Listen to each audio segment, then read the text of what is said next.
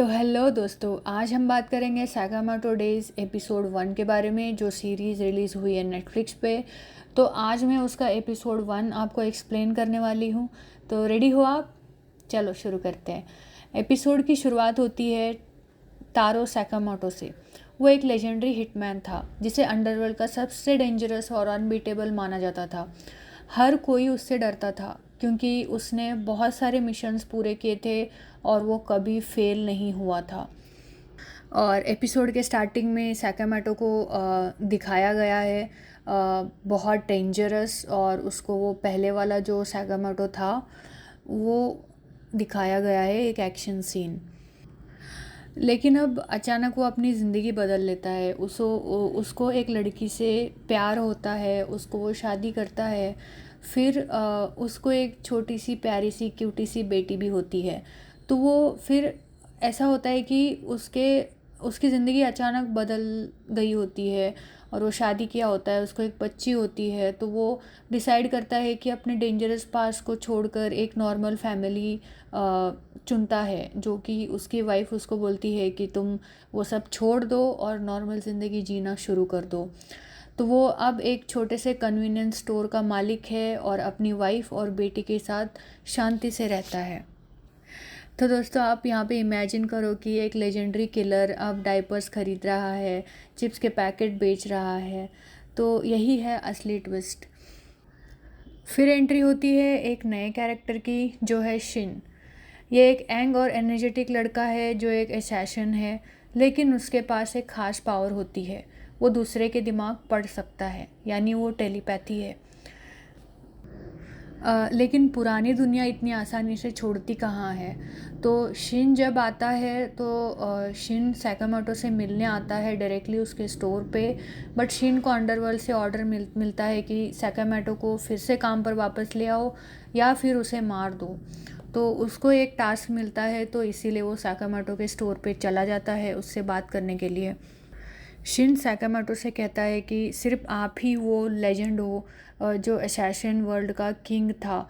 तो आप दोबारा वापस हमें ज्वाइन कर लीजिए, आप दोबारा काम पर वापस आ जाइए। लेकिन सैकामोटो सीधे सीधे उसको मना कर देते हैं। उसके लिए अब सिर्फ उसके फैमिली ही सब कुछ है। तो वो शिन को डायरेक्टली मना कर देता है और शिन उसको ऑब्ज़र्व करते रहता है हमेशा। और शिन देखता है कि उसके स्किल्स अभी भी वैसे ही है जैसे पुराने हिटमैन के थे, मतलब सैकामोटो के पहले जो थे स्किल्स वही है। इतना ही है कि वो अब गन यूज़ नहीं करता। उसका पावर ये है कि वो रोज़मर्रा की चीज़ें जैसे डेली ऑब्जेक्ट्स को वेपन में कन्वर्ट कर देता है। कोई पेपर भी हो तो वो उसको शील्ड बना देता है। मतलब उसका पावर इमेजिनेशन और कन्वर्जन पर बेस्ड होता है।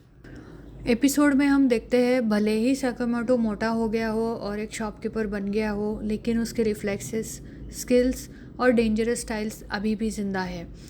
तो शिन उसको ऑब्ज़र्व करता है, हर चीज़ उसको अभी समझ में आता है कि वो वही पुराने वाला है, बस वो हिंसा नहीं कर रहा है।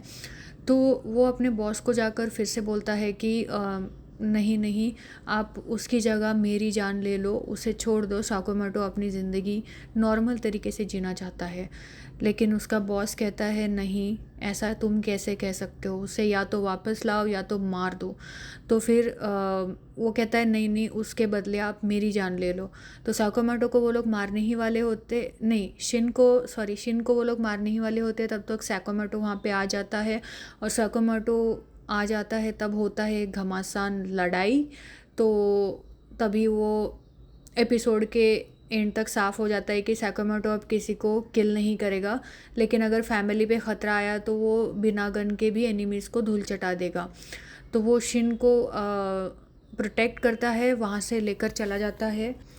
और एपिसोड के एंड तक हम देखते हैं कि शिन उस सैकामोटो की फैमिली और उनके सिंप्लिसिटी से इम्प्रेस हो जाता है। वो डिसाइड करता है कि वो सैकामोटो के साथ ही रहेगा। मतलब वो एक टीम बन गई है, एक रिटायर लेजेंड और एक यंग टेलीपैथ असैसिन। सो ये था एपिसोड 1। इसमें हमें एक परफेक्ट मिक्स मिलता है कॉमेडी का, फैमिली बॉन्डिंग का और धमाकेदार एक्शन का। और सबसे बड़ी बात, ये सिर्फ शुरुआत है और आगे का वीडियो होगा एपिसोड नंबर 2 पे। तो आप प्लीज़ लाइक शेयर और कमेंट कीजिए और सब्सक्राइब करना ना भूलें। और मिलते हैं एपिसोड 2 के एक्सप्लेनेशन में। तब तक अपना ख्याल रखिए। Bye bye.